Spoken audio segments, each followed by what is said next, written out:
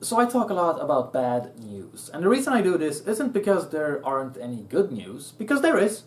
I just kinda assume that you're not a bunch of weak-minded pussies. It seems obvious to me that bad shit is worth focusing on the most, because that's what needs to change the most. And I also like to assume that people aren't just getting their info from my channel, but also complement with other more positive outlets. But some people don't get this, right? I see annoying comments on my videos. Like, Sweden is doomed, it's too late, nothing is ever gonna change, there's no point in fighting back, there's no point in speaking up. Do you seriously not understand that the politicians love cowardly whores like you?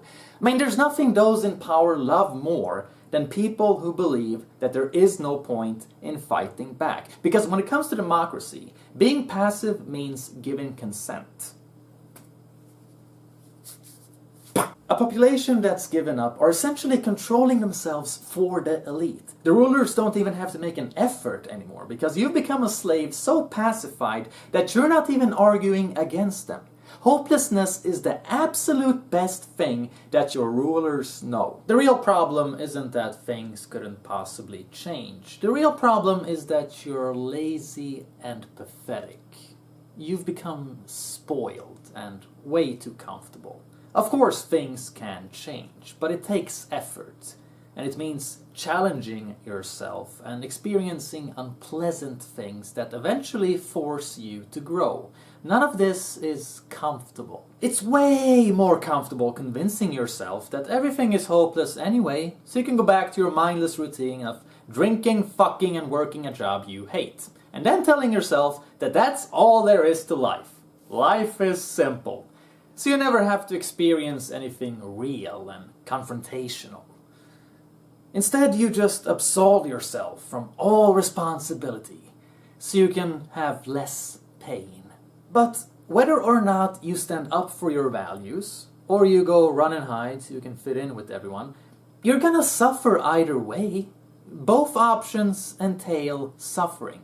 Either you hurt because you're wasting your life living it for other people, or you hurt because you're being your own person. But at least when you embrace that suffering, you can grow as a person and get more out of life. And for those thinking, well, what's the point with speaking up anyway? The Butterfly Effect isn't just an awesome movie to watch when you're high. It's also a real scientific theory. Small changes can have large effects. And what the fuck are you gonna do with your life anyway? I mean, let's be honest, you're not saving the world by paying taxes. You're just keeping the machine going. So start expressing yourself. Everything begins with awareness. So never mind the labels, okay? Just get into conversations, share the facts, give the perspectives, and argue with reason. Always with reason. Politics is shaped by culture and not the other way around. So if you really want to change society, you have to focus on people and the collective consciousness. Voting for a party once every 4 years isn't really gonna do that much to change social attitudes, and it's ultimately social attitudes that start demanding change. I'm not telling you to stop voting. You should definitely vote as well. And if you don't like any of the big parties, then go look up smaller parties that suit you better. But do not fool yourself into believing that there is no point in fighting back. You know, I get people telling me that, like, okay, well, there's no point in discussing with others because they don't understand what you mean anyway. Okay, first of all, be honest with yourself. Are you really arguing in a good way? Are you respectful and allow them to speak and genuinely interested in their perspective, and then rationally explain where you think their logic fails? Or are you just calling them mindless sheeple? Because there's a pretty big difference between exchanging logic and exchanging emotional attacks. I'm serious. I've seen people who can't argue for shit complain about, oh man, people are so fucking dumb. Second of all, it doesn't matter how good your arguments are. Nobody changes their entire worldview overnight. If you're used to thinking a certain way, it takes time to change your perception. It doesn't matter how good arguments someone has. Very few people abandon their beliefs right away. But as time goes by, they see more and more news and incidents corresponding with what you said. And that's when they realize that you had a point. I've had people tell me that the first time they saw me, they thought I was a complete fucking deranged, racist asshole. They despised me. But a long while later, they understood that I was onto something. Debate is when you speak your mind and then allow reality to prove your point. Good argumentation is about planting a seed, and then the person has to think it over and compare to events in their day-to-day life. This is a process that can take months and is often subconscious, so you're not even gonna know all the times that you have changed someone's mind. But it's really important that you do it anyway, for the mere principle of freedom, democracy, and bringing your species to a higher height. So don't be shut down if people around you don't seem to understand. That's not how blowing other people's minds works. Instead, don't take yourself too seriously. Engage in discussion for the sake of discussion. You don't have to feel like the fucking world is ending just because someone doesn't agree with you.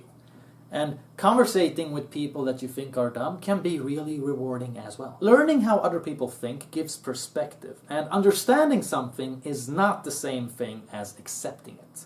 So go nuts with understanding. Find the dumbest fucking people you know, the most evil motherfuckers, and try to understand them. You're only gonna gain knowledge. Unlike these people, more Swedes are moving abroad now than in any other time in the last 160 years. It's a historical record. And we all know why. I mean, the article doesn't mention it, but we know why. But here's the thing that's really insane. Swedish people would rather move to a different country than speak their mind in public. One of the most typical comments I get on my videos is, "That's it, this country is fucked, I am getting out of here." Yeah, of course it's fucked. It's fucked because you belong to a generation of pussies. You belong to a generation of sperm swallowers who blindly trusted authority. Where do you think that the politically correct climate in Sweden comes from?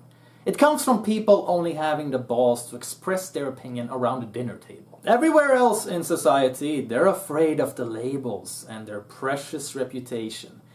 They don't even understand that words only get as much power as you're willing to give them.